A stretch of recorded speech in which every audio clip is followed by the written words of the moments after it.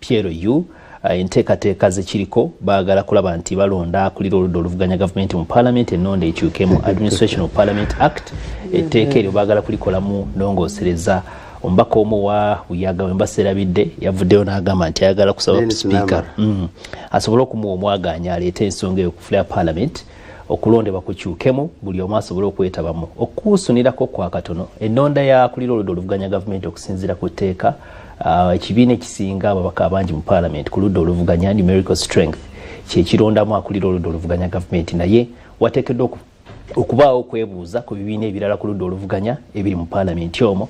Abali ku ludda olwa Piero Yu bagamba nti okwebuuza okwo tekuliiwo ate nga baagala kubeewo y'ensonga ki baagala okuleeta ennongoosereza ezo nti okulonda kubeere mu Parliament.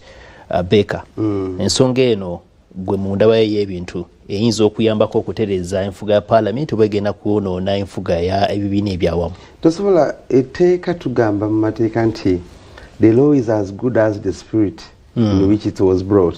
Nti etteeka ddungi okusinziira ku mutima bwe lyaleeteddwa. Era bwe bagenda mu ssemateeka okutaputa naliko mu togikwatako nga bataputa etteeka ly'okuggyako ekkomo ku bisanja. Era bannamateeka nga baali bakola argument nga bagamba nti otunuulira spirit etteeka mwe lyaleetebwa n'oleeta ne kiki what was the issue that gye baayagala okwadressinga nga baleeta ki etteeka. So bw'otunuulira spirit etteeka mwe lireetera ne we lyandibadde eddungi spirit mbi etteeka mwe lireetebwa mutima mubi, mutima gwa butaagaliza, mutima gwa to get even. Kubanga nagenda okulaba kubanga nagambye nti kati eggwanga CDF yali running at least gwe tulaba kubanga byayogera nkugambye wabyogera byonna ebigenda maaso ya exactly yagamba gwe ssennyonyi nzija.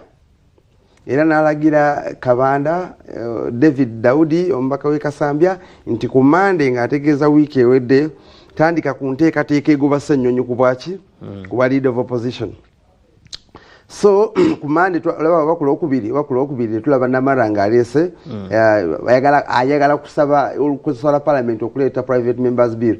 Ndowooza yeno bill egenda okusooka okuleetebwa mu Parliament ey'ekumi waba oli awo kubanga ssaawa zino ndowooza tenaba Parliament eno gwasiika okubeerayo okusinga nze tenaba kubaako biiru yonna gyekwatako naye ndowooza nti eno egenda okuleetebwa ate so nze ndowooza omutima gwereetebwamu mubi. Mutima gwa kwagala kulwanyisa NUP, mutima gwa kwagala kulwanyisa Joel Ssennyonyi. So kati bwe kibanga omutima gwereetebwamu mubi terisobola kuba tteeka ddungi. Kuba etteeka nga lyonna litajetinga omuntu kitegeeza nti byonna ebigenda okukolebwa mu byo byakutajetinga kibiina byakutajetinga muntu so biba bya mutima mubi era terisobola kuba tteeka ddungi. Era ne bw'otaligenda mu ditunuulira nti biki buwaayiro ki bwe baagala okukola ki okuleetamu bw'otandikira ku level egamba nti nina okulwanyisa NUP nina okulwanyisa Joel Ssennyonyi nze sigenda na mu details zaayo awo wenkoma abana bagamba wenakomye otegeera okitegeera kubanga omutima gweko gwa kulwanyisa muntu. Of course waliwo mu Parliament y'e10 owekitiibwa Sseggona yasooka okuleeta ennongoosereza eyo nga bakyali mu DP ng'olwo FDC yekulira oludda oluvuganya gavumenti waliwo tension wakati wa DP ne FDC. So ne baagala okuleeta etteeka erifaanana bwe lityo nti ebibiina oba gwe bayita ebibiina bijjibweko ebitebe by'ebibiina bijjibweko obuyinza okubanga bye bironda akulira oludda oluvuganya ki gavumenti. So naye etteeka eryo teryagguka mu Parliament NUP bwe yajja mu gavumenti mu ludda oluvuganya gavumenti okuba n'ababaka abasinga obungi etteeka eryo ne balifiisa kubanga baali balireeta luli olwo bayingidde NUP. So olaba nti nawo gwali mutima mubi kubanga gwali mutima mulungi aba NUP bandisigadde bakipushinga mu Parliament y'emmeka y'e11 naye bwe bagenda mu gavumenti ne bakikola ki ne bakivaako.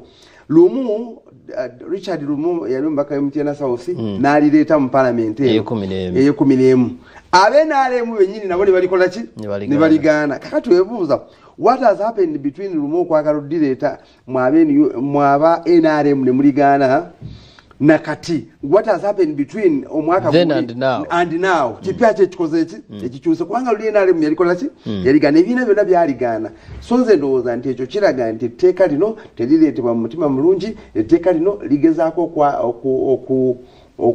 okwandamaininga oludda oluvuganya gavumenti naye Ssenyonyi afunemu there is omanyi mu luzungu bagamba there is some lighting at the end of the tunnel, there is a silver lining in all of this. Kitegeeza actually abadde akulira oludda oluvuganya gavumenti omulungi kubanga mu mbeera z'okubanga ovuganya gavumenti tuteekeddwa kwagalwa omuti oguliko ebibala kitegeeza nti akoze bulungi okuba holding accountable kyova laba tebamukola ki tebamwagala nti kakati akasembayo nawadde ntunuulira mu kyebaagala okukola nti ku luno bw'olireeta nga ababaka bonna abali ku ludda oluvuganya gavumenti bye bagenda okulonda NUP egenda wangula kubanga yesinza ababaka parliament bagamba baagalamu ne ba independence naye bw'olireeta nga mulimu independence abamu nga basayinize n'endagaano MOU ne NRM kitegeeza ba independent bye bagenda okukola ki n'okufuuka kubanga bye basinga obuki obungi okuleka ng'ogamba tebagenda kwesimbawo naye baba bagenda kwesimbawo kitegeeza nti